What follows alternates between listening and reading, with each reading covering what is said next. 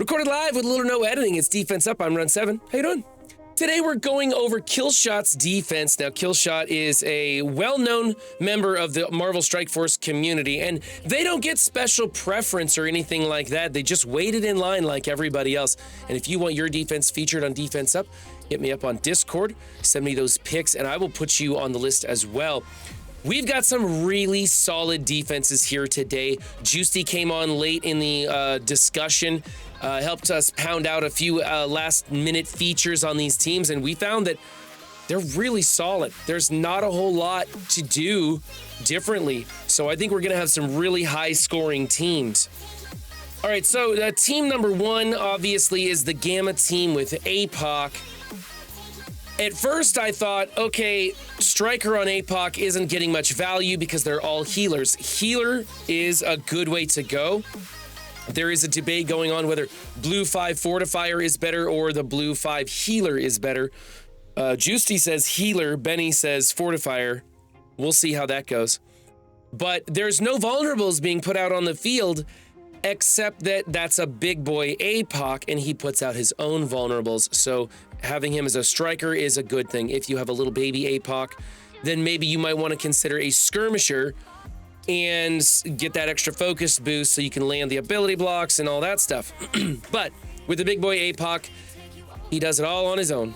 So this is a great team. I'm going to give this one an A. I don't think there's anything that could be done different. Placement, ISOs, it's fantastic. Over here, we have the Infinity Watch with Nova. Now, if you don't have a use for Nova, and that's kind of critical here, if you don't have a use for Nova on offense, this is a great place for Nova to go. What happens is he's a threat. You have to take out Nova before he ults, which means you're going to be wasting those critical opening attacks that you could be using to clear out Phyla-Vell before she puts those death proofs out on the field. So Phyla-Vell will get those death proofs out on the field, and that team will start getting that drain capability until you kill her, because you're forced to go after Nova first. Makes this team a little bit more of an efficiency suck, and it's already one of the most efficiency sucking teams, if that even makes sense.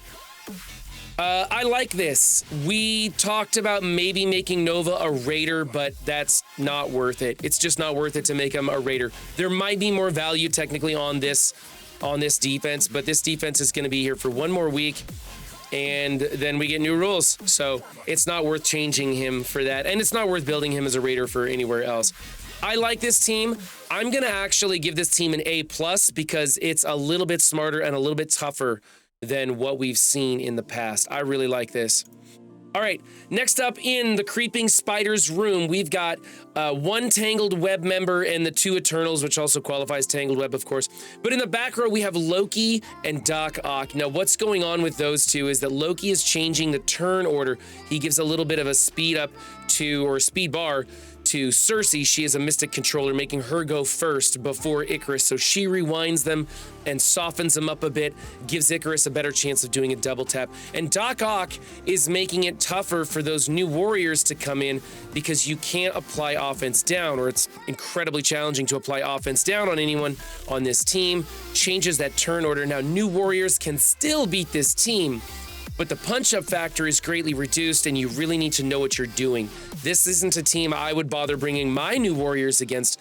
My new warriors are not big enough, nor do I understand the complexities of the turn order. So if you want to screw with your opponent, try this one out. This is another A+ for me. I think this is what people should just be using.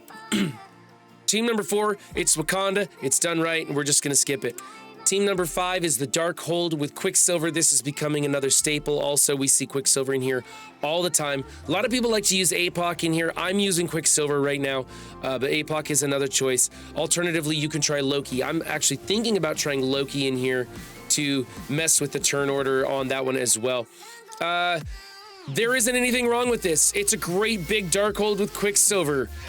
I don't like that there's 3 strikers and 2 people putting out vulnerables, but there's really nothing else you can do for that.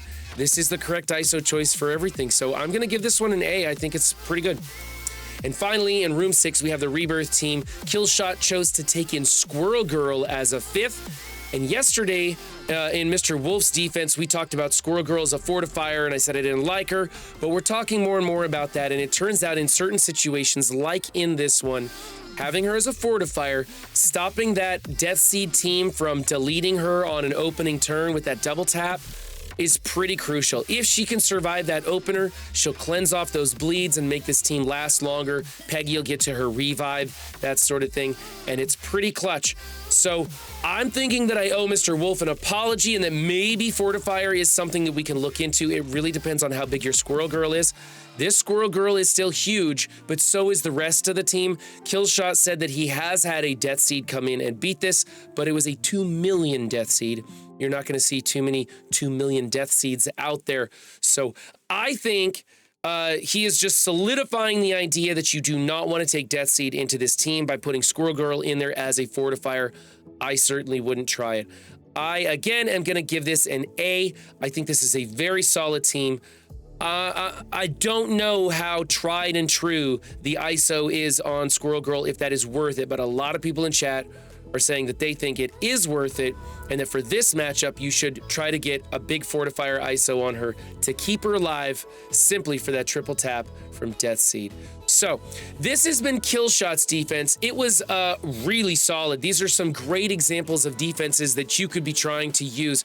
Remember, we only have about a week left in Crucible before the rules change.